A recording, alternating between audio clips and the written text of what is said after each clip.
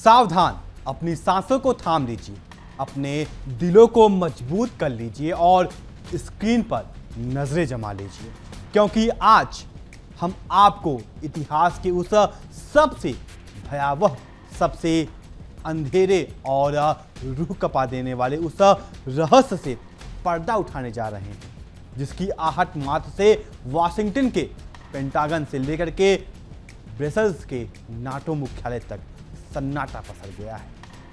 क्या आपको अंदाजा भी है कि जिस समय आप यह खबर देख रहे हैं, ठीक उसी पल दुनिया के नक्शे से पश्चिमी साम्राज्य का नामो निशान मिटने का अंतिम काउंटडाउन शुरू हो चुका है। जी हां, एक तरफ रूसी राष्ट्रपति व्लादिमीर पुतिन के एक गुप्त और खौफनाक आदेश ने कीव से लेकर के यूरोप तक की धरती को हिला कर रख दिया है, तो दूसरी तरफ मध्य पूर्व के समंदर में ईरान और यमन के हूती विद्रोहियों ने अमेरिका के उस पिट्ठू देशों के गले पर अपनी परमाणु जैसी शिकंजा कस दिया है। नमस्कार, मैं अभिषेक तिवारी और आप देख रहे हैं इंडिया डेली 24/7। डोनाल्ड ट्रंप की खोखली धमकियां हवा में उड़ चुकी हैं। नाटो के 26 देशों का घमंड कबाड़ में तब्दील हो चुका है और पेट्रो डॉलर का वो शीश महल जिस पर अमेरिका सदियों से इतराता था, आज जलकर राख होने की कगार पर है। आखिर क्रेमलिन के बंद कमरे में वो कौन सा खौफनाक फैसला लिया गया जिसने अमेरिकी रक्षा तंत्र की रीढ़ की हड्डी तोड़ दी? आखिर क्यों रूस के MAC-9 की स्पीड से उड़ने वाले ज़िरकॉन और इस्कंदर मिसाइलों ने अमेरिका के पैट्रियट और थार एयर डिफेंस सिस्टम को पूरी दुनिया के सामने नीलाम कर दिया? और क्यों यमन के हूती लड़ाकों ने लाल सागर को बंद करके डोनाल्ड ट्रंप और सऊदी शेखों को समंदर के बीचों बीच बंधक बना लिया? आज हम इस महा कवरेज की पश्चिमी ताकतों की जलालत, नाटो की महाहार और पुतिन ईरान के उस फौलादी चक्रव्यूह की पूरी डरावनी सच कहानी बेनकाब करने जा रहे हैं, जिसे देखकर पूरी दुनिया थर थर कांप रही है। कहानी की शुरुआत होती है उस काली रात से जिसने यूक्रेन की राजधानी कीव को सीधे नरक के मुहाने पर ला खड़ा किया। रूस ने इस साल का सबसे बड़ा और सबसे खौफनाक हवाई हमला बोलते हुए यूक्रेन पर एक साथ 160 से अधिक मिसाइलें और घातक ड्रोन बरसात की। रविवार के उस खौफनाक रात को यूक्रेन का आसमान आतिशबाजी से नहीं बल्कि तबाही के बारूदी शोले से लाल हो चुका था। जहां एक तरफ कीव के नागरिक अपने तहखानों में छिपकर अपनी जान की भीख मांग रहे थे, वहीं दूसरी तरफ रूस की ओर से दागी गई मिसाइलें यूक्रेन के सैन्य अड्डों, पावर पॉइंट्स और कंट्रोल सेंटरों को मलबे के ढेर में तब्दील कर रही थी। यह कोई आम सैन्य कार्रवाई नहीं थी दर्शकों, यह क्रेमलिन का पूरी दुनिया के सामने वो अल्टीमेटम था जो चिल्ला चिल्ला कर कह रहा है कि पुतिन की जंग खत्म नहीं हो रही, बल्कि अब यह पश्चिमी आकाओं के विनाश के रूप में अपनी पराकाष्ठा पहुंच चुकी है। इस महा हमले का नेतृत्व किया रूस की उस बैलिस्टिक मिसाइल ने, जिसका नाम सुनते ही पश्चिमी जनरलों के पसीने छूट जाते हैं। इस्कंदर यह कोई साधारण मिसाइल नहीं बल्कि मौत का वो पैगाम है जिसे लॉन्च होने में महज 4 मिनट का समय लगता है। जब इस्कंदर अपनी उड़ान भरती है तो यह हवा में ही अपना रास्ता बदलती है और अपने पीछे नकली फ्लेयर्स छोड़ती है ताकि दुश्मन के रडार और इंटरसेप्टर मिसाइलें पूरी तरह से आंधी और भ्रमित हो जाए। और जब यह अपने अंतिम चरण में अपने टारगेट की तरफ गोता लगाती है तो इसकी रफ्तार MAC यानी मैक 5 यानी ध्वनि की गति से 5 गुना ज़्यादा हो जाती है। मैक 5 की इस हाइपरसोनिक स्पीड पर दुनिया का कोई भी एयर डिफेंस सिस्टम इसे ट्रैक करने या रोकने में पूरी तरह नाकाम साबित हो सकता है। लेकिन ठहरिए, इस्कंदर तो सिर्फ एक झांकी थी। असली तबाही तो तब शुरू हुआ जब रूस ने अपनी सबसे घातक और खौफनाक हाइपरसोनिक क्रूज मिसाइल ज़िरकॉन को आसमान में आजाद कर दिया। मूल रूप से समंदर में दुश्मनों के जहाज़ों को चीरने के लिए बनाई गई यह मिसाइल अब जमीनी ठिकानों का काल बन चुकी है। ज़िरकॉन की रफ्तार आपको सन्न कर देगी। यह मैक 9 यानी 9000 किलोमीटर प्रति घंटे की अकल्पनीय और भयावह गति से उड़ती है। इसके पंख और वॉरहेड हाइपरसोनिक स्पीड से भी अपना रास्ता बदलने की अद्भुत क्षमता रखते हैं। इसका मतलब यह हुआ कि अगर किसी रडार ने इसे डिटेक्ट भी कर लिया तो भी सामने वाले देश के पास सांस लेने या सोचने के लिए केवल 2 से 3 सेकंड का समय बचता है। इसके बाद केवल तबाही और राख बचती है। दर्शकों, जिस अमेरिकी एयर डिफेंस सिस्टम पैट्रियट और थार की डींगे डोनाल्ड ट्रंप और पेंटागन रात दिन हाँकते थे, रूस के इस एक हमले ने उस पूरे अरबों डॉलर के अमेरिकी डिफेंस उद्योग को नीलाम करके रख दिया है। अमेरिका दावा करता है कि उसकी टेक्नोलॉजी का कोई भेद नहीं सकता, लेकिन यूक्रेन के युद्ध क्षेत्र में जब रूस ने अपनी रणनीति बदली, पहले सस्ते ड्रोन और इस्कंदर दागे ताकि यूक्रेन के पैट्रियट अपनी मिसाइलें खत्म कर दें और फिर पीछे से ज़िरकॉन का अचूक वार किया, तो अमेरिका थार और पैट्रियट ताश के पट्टों की तरह ढह गए।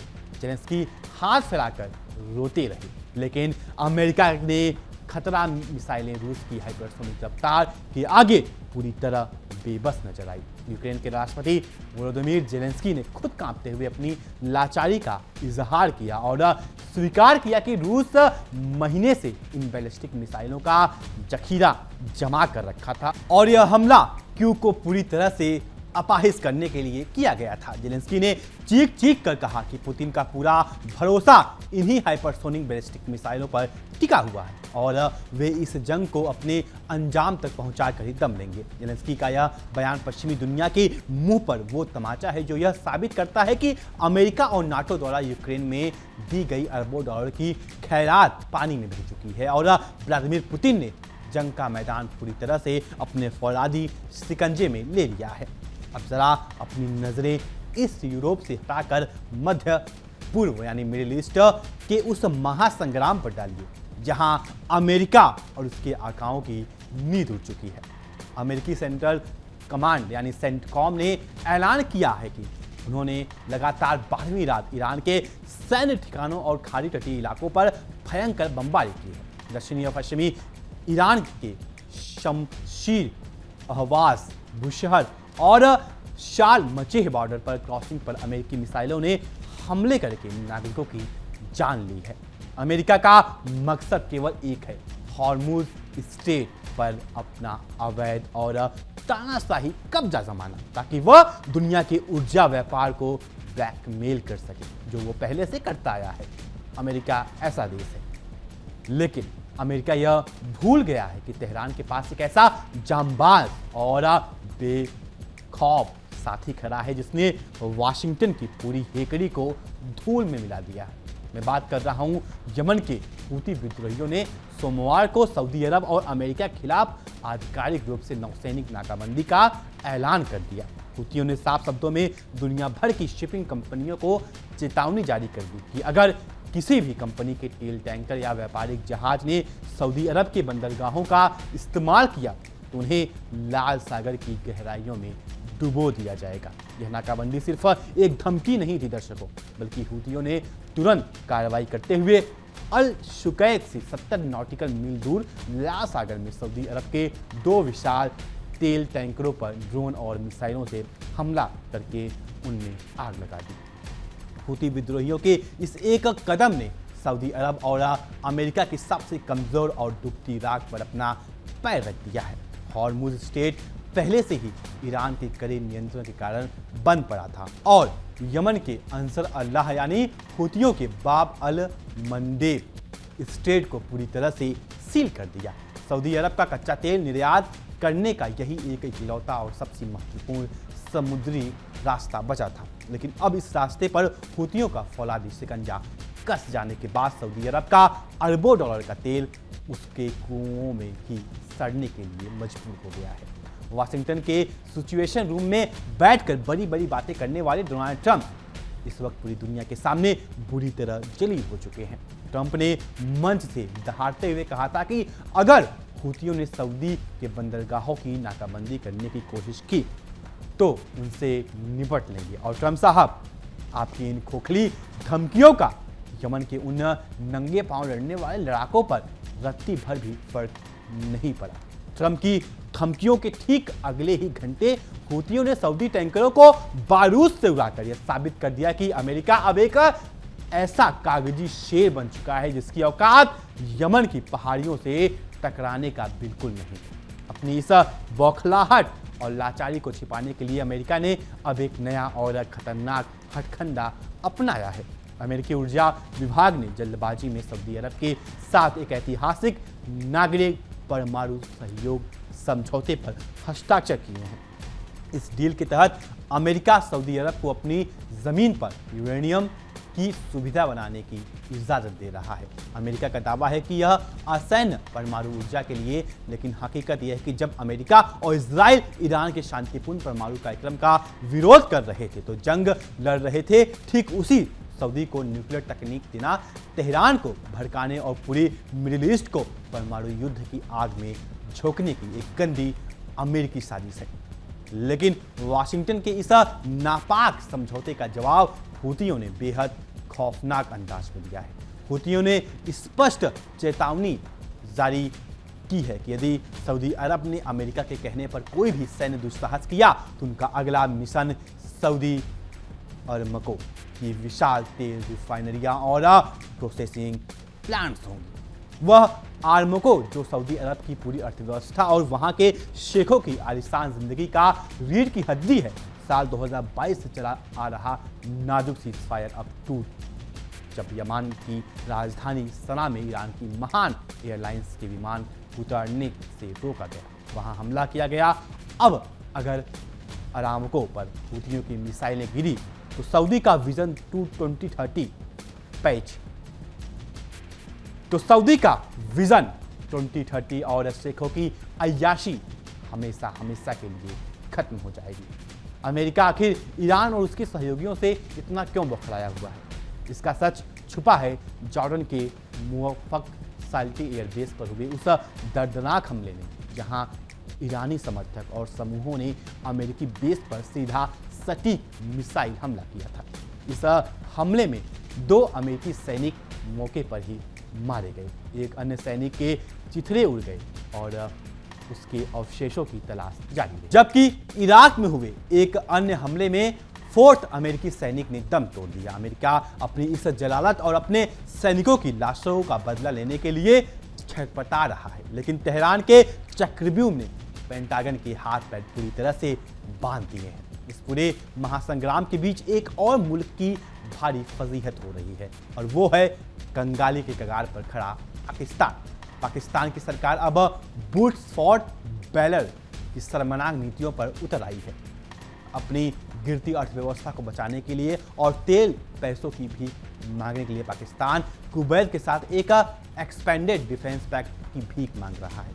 पाकिस्तान अपनी फौज, जेट्स, ड्रोन और सैनिक को कुवैत के भाड़े के लिए दे दिया है ताकि उसे बदले में मुफ्त का तेल और कैश मिल सके।